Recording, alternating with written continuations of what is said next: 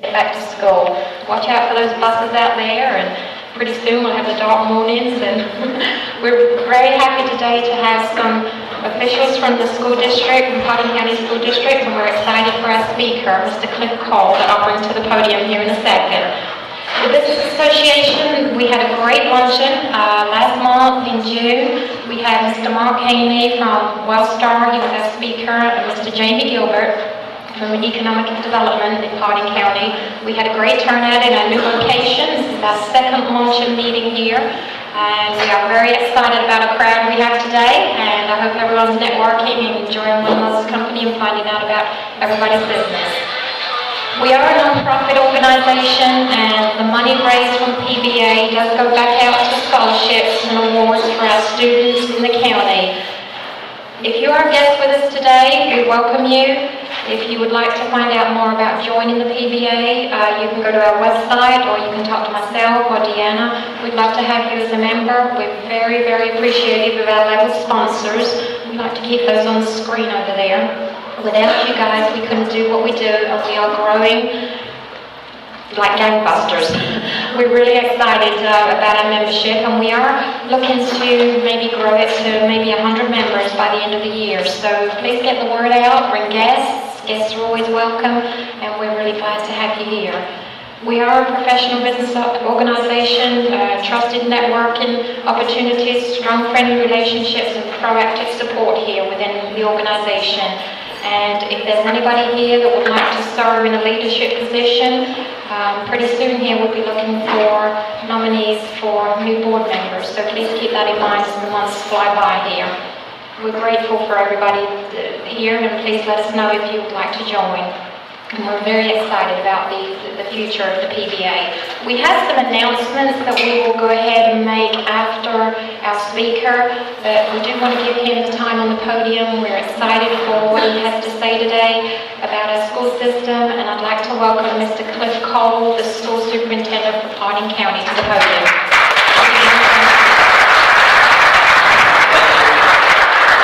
Thank you, Ms. McElroy. Well, I appreciate the invitation. I appreciate you guys taking the time out of your busy schedule to be here today.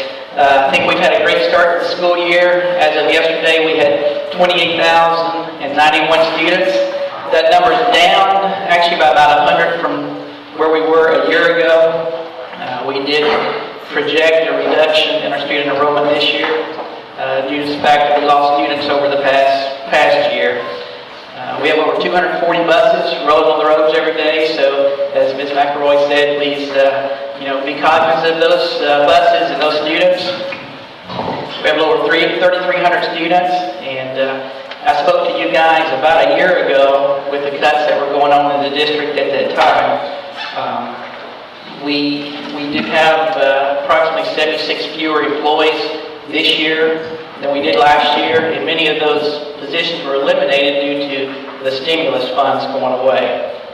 However, on a positive note, we did meet our FY11 budget for over $2 million. I think our staff and our schools have been very conservative and fiscally responsible with our budget, and will continue to do so. Our beginning fund balance for FY11 was approximately $13 million.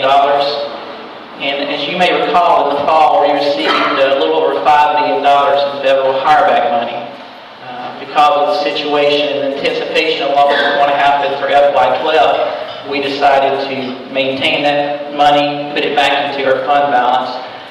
We also had a little over $1 million revenue that we weren't anticipating, so that left the district with a healthy fund balance ending FY11 at approximately $23 million. Now, as we head into FY12, our expected expenditures are $194 million. Expected projected revenues approximately $187 million. So you can see there's a difference there of $7 million, which we will go into that fund balance for that amount. Now, a lot of that was to help restore some of our unpaid leave days that our staff had. This past school year, teachers, staff members had up to 10 unpaid leave days. That was dependent upon the number of contract days that they had. This year, we've gone up to 5 unpaid leave staff. So basically, everyone will gain back approximately half the number of unpaid leave days that they had last year. We also reinstated 2 instructional days for students. Last year, we had 176 instructional days. This year, we will have 178.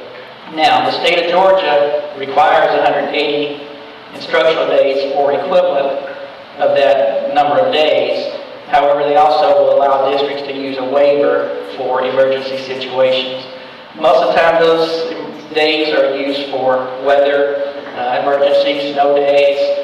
Because of the financial impact, the state of Georgia did allow school districts to utilize those days basically to cut their budget. Our goal is to get back to 180 instructional days, and like I said, we feel like this will be moving toward that goal. On July 12th, the Board of Education approved our millage rate of 18.909 for maintenance and operations and 0.0 for our bond millage rate. The maintenance and operation millage rate will remain the same. And of course, this is a decrease in the bond millage rate.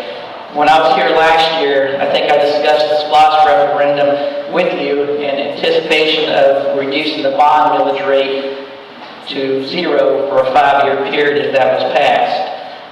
As you're aware, voters did approve the SPLOST referendum, and I'd like to say thank you for your support with that referendum, but also say thanks to our voters and other business owners for recognizing that was a good thing for our county, especially for our property and homeowners. Yet again, this reduction is for bond millage only, and it will be 0, anticipated to be 0 over the next 5 years. Now, we'll talk a little bit about academics. That's our business. You may be aware that the initial AYP, the Adequate Yearly Progress Report, has been published. And like I said, this is the initial report. It does not include summer retests, which sometimes or oftentimes will change the information. This information is available on the Georgia DOE website. 20 of our 33 schools did make AYP. As a district, we did not. However, we've seen a lot of progress. And AYP, if you really haven't taken the time to look at it, is a complicated tool. But in grades 3 through 8, our CRCT percent passing surpassed the state in 31 of the 36 categories, and our percent passing improved in 34 of those 36 categories over last year. So a lot of improvement there. Our high schools continue to increase year-over-year results in all 4 core subject areas.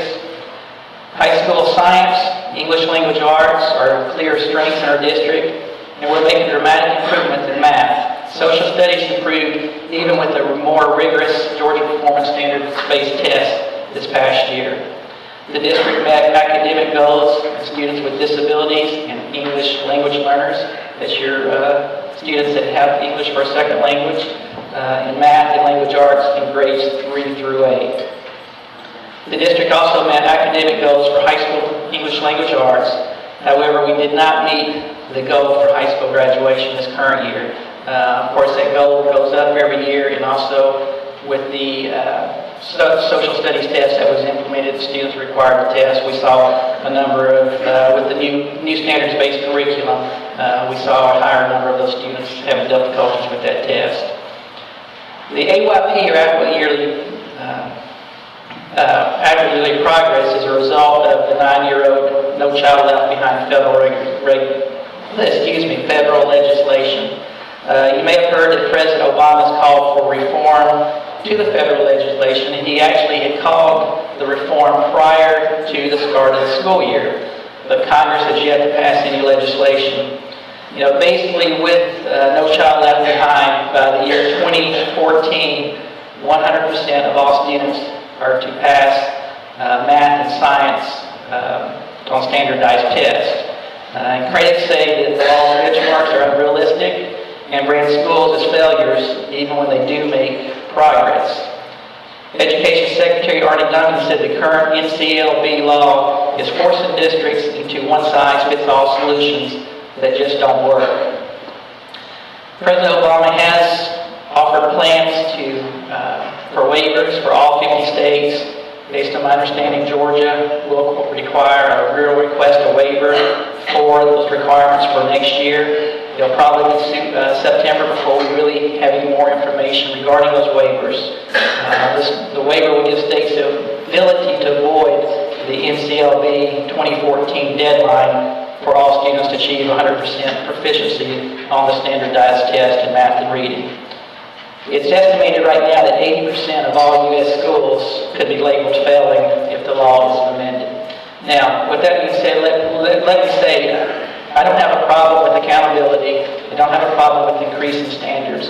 But when you're looking at some of the standards that have been placed on the states and the inequity in NCLB, there is no consistency among state to state as far as the requirements. When this law was initiated 9 years ago, states set up their own criteria. So the state criteria in the state of Georgia may be different than the state of Minnesota and so forth. But like I said, I would love nothing better than all of our schools to make AYP, for us to make AYP as a district. But like I said, I would encourage you to take the time to look at the criteria for meeting AYP. Oftentimes, it may be a small number, as few as below 5 students, that causes the school not to meet AYP. We as a district have worked hard to provide a clear vision for our district's improvement priorities. Those priorities are to improve the area of math, which we know is an area of concern, closing the achievement gap between subgroups, and improving K-12 achievement trends. And these are the same priorities that I talked to you about last year. We realized that math is an issue, the closing the achievement gap between subgroups, and then, like I said, starting those achievement trends when a student enters kindergarten. So our focus hasn't changed, and we realize that our challenges, we have our challenges ahead, and we'll continue to battle those challenges. And each year, with No Child Left Behind and AYP, this bar goes up, the standards increase. So you can continue to increase year after year after year, but until you get 100% of all the students passed in math and reading in 2014, you'll never make it. With that being said, I truly believe our schools are only good as our business community, and our business community is only as good as our schools. It's that partnership that I think creates success. As a business leader in our community, you can make a difference in our schools as becoming a partner in education with the schools. Now, we've revamped our partner program a little bit, putting the emphasis back on the local schools. This will allow your businesses to work with the school in the local community. We have, in the past, focused our business, our partners in education through the district office, and everything came through the district office. But what we've done is gone back, there's a contact in each school, and it allows those schools to work with those individual businesses. We feel like that it's better for that business and that community. We also feel like it's better for that individual school. Of course, you can still partner with the district if you would like. There are many different programs that we can do countywide. And there's a variety of ways that you can become a partner with an individual school or district. Monetary or in-kind donations, volunteering, or provide services. And as a partner in education, you are assisting and preparing our workforce and leaders for the future. Therefore, I'd like to encourage you to become a partner. Like I said, contact the school. There's information on our district website. Again, as a partner, we feel like that we should be giving back to you as much as you give to us. And while we're on the topic of partners, I want to tell you about a partnership that we have with United Healthcare. I received a call back early spring from the president of United Healthcare. And to be honest, I thought, why is the president of United Healthcare calling me? That is one of our state providers for the district. So I called him back, and he said, we have an initiative we would like to pilot in Paulding County. And it's basically an initiative to fight obesity in children. And I thought, okay, we'll be glad we'll sit down and talk. And I thought it was going to be the two of us. So when I sat down and talked, he brought his team in, some came in from Minnesota, they came all over And it was one of those situations where I felt as superintendent I needed to sit and listen, but I didn't think a lot would come out of it. But as he said in this meeting, it was energizing. Again, it's a program, and it's not just about school children. This is a program for the community, but it's a focus on school children. And it's to, like I said, to fight childhood obesity. Make a long story short, it wasn't what can you do for us, and that's what I was expecting. It was what we can do for you. So we talked about the program. We had a couple follow-up meetings. There are 6 programs in the nation. 2 are piloted in the state of Georgia. 2 will be piloted in the state of Florida, and 2 in the state of Texas. Basically, they come in, they work with their nurses. We did some training with them already. We had stakeholder groups from community members. We did a stakeholders group with parents. We did a stakeholders group with teachers, basically looking at the issues of childhood obesity within our county. We talked about where we were missing the boat. And from that, United Healthcare went back and gave us our strengths and weaknesses. They're going to be very involved in our schools this year, but like I said, it's a great partnership with United Healthcare. I wanted to introduce you to Ms. Kimberly Blackman today. One of the nice things about this initiative is they actually provide us with a care coordinator. And Kimberly will be our care coordinator. Don't sit back down. Care coordinator in Paulding County. So you will see her out in the community working, in the community working with our schools. But I want to introduce you to Kimberly, and I think she may want to say a few words.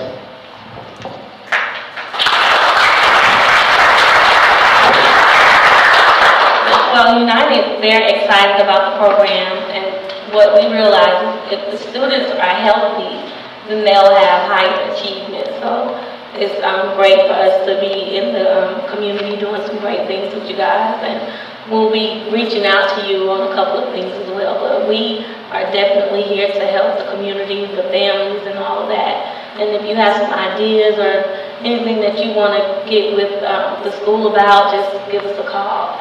So I'm excited, and I'm just ready to work and start working on that fight against obesity. What school are you going to be working in? I'm not at one school. I'm at the district office. Are you going to be working in all of them? I'll be working in all of the schools. I'll be with all of them. Great. Any other questions? How long is the initiative supposed to last? Well, we're here as long as you guys need us. They don't have a time frame on the project.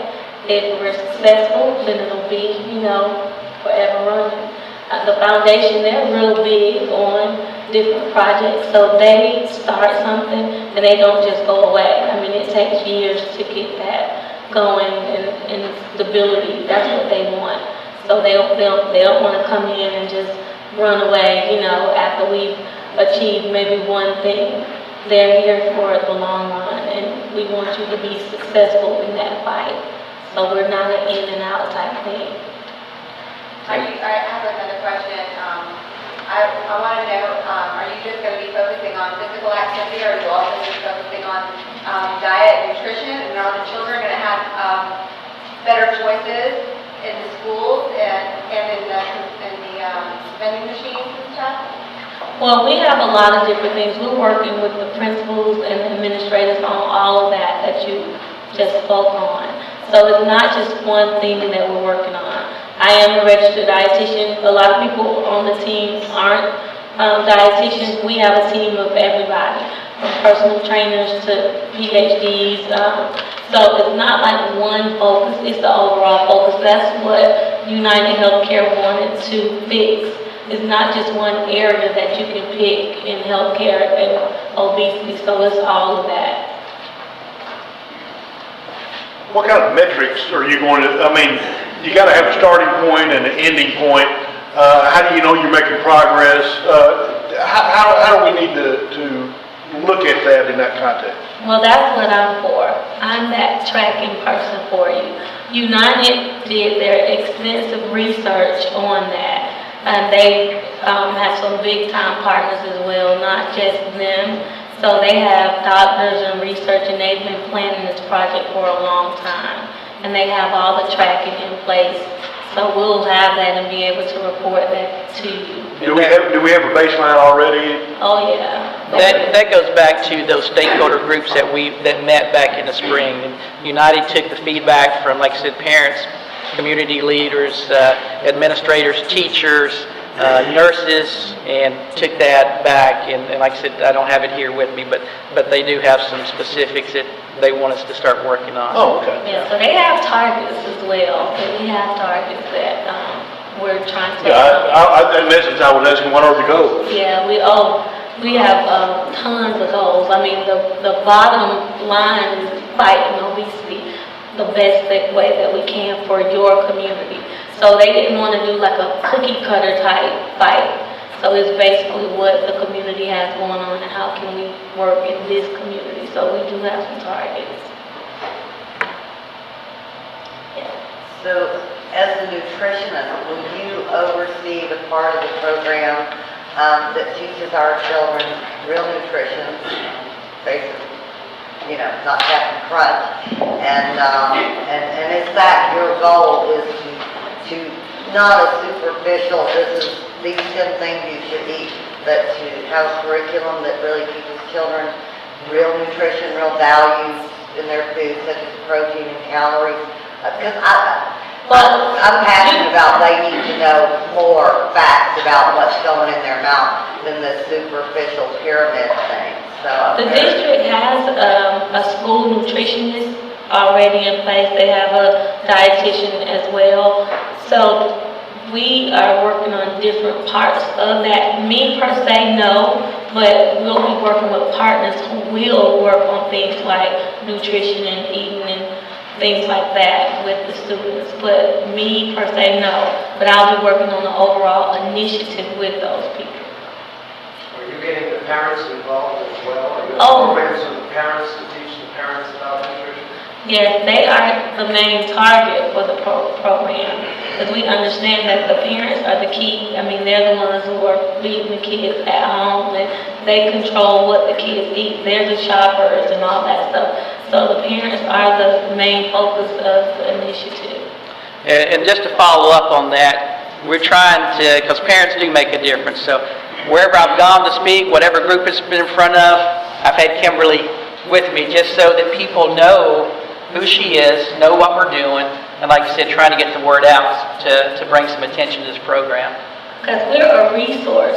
Like you said, United didn't want anything from the school district. They wanted to be a resource for the school district. So, I mean, I think that that's a great thing. We are actually the second pilot. Hall County was the first pilot. They started probably they started last school year. So I think we can learn some things from Hall County. We're the second pilot, and I'm not sure, but like I said, I know there's going to be 2 in Florida and 2 in Texas as well. So we're not going to, wait. We're trying to get things started now. We want to get the school year off and running with some exciting things related to the obesity fight. Any other questions? Well, thank you so much for having me.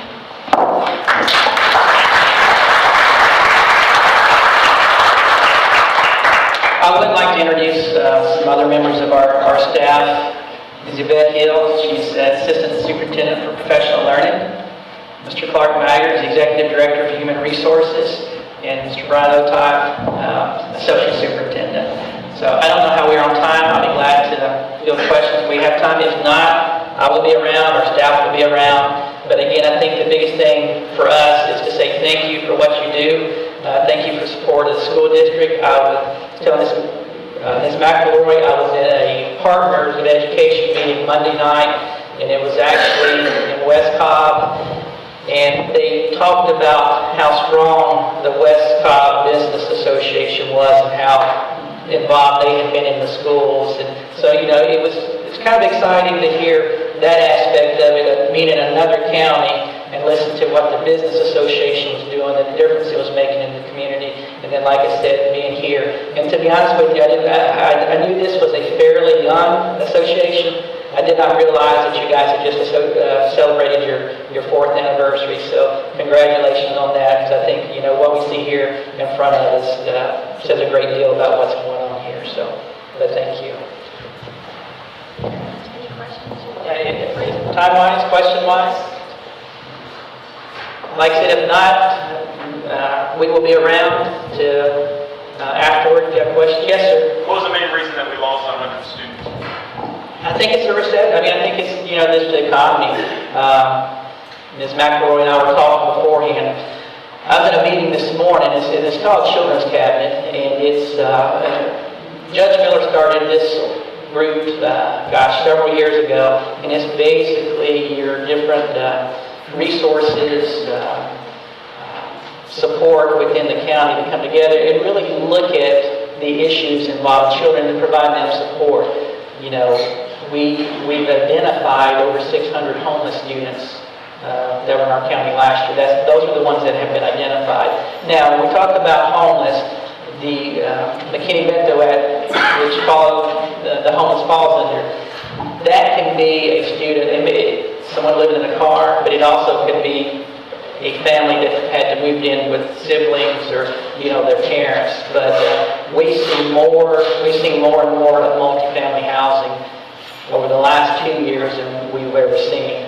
Our enrollment actually had dropped over the past year, and like I said, we anticipated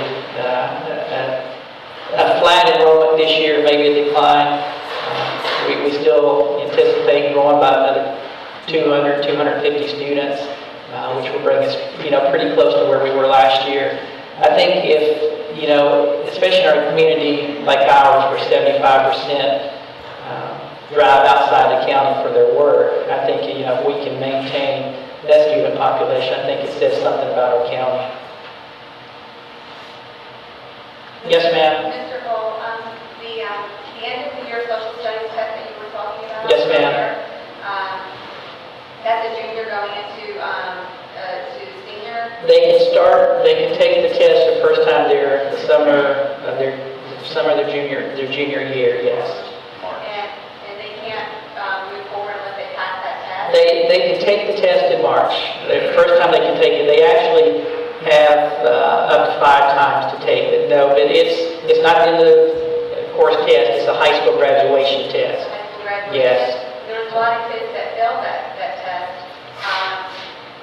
Where was the ball dropped? I don't understand how so many students fail the test. Are we not teaching them? History shows anytime the state changes their curriculum, start teaching, you'll see a decline in test scores because your teachers, it's kind of like changing course in the middle. So, our students have been working toward, these certain standards, through their high school career, and then all of a sudden they're thrown a curve with different standards.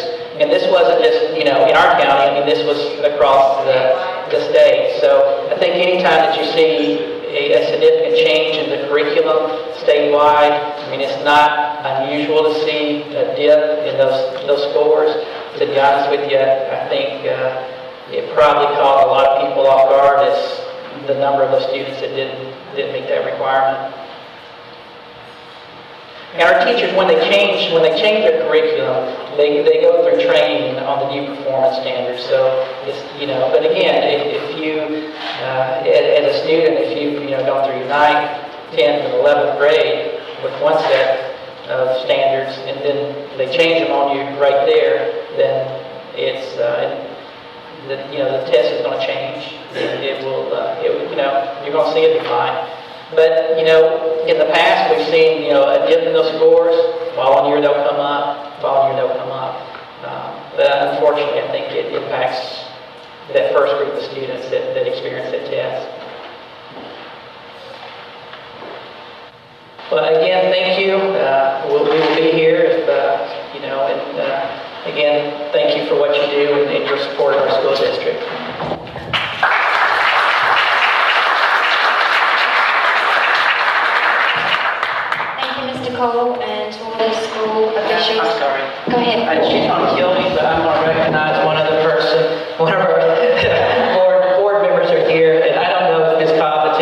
meeting regularly. Ms. Kim Cobb, she's one of our board members, so I'm sorry. She's going to kill me for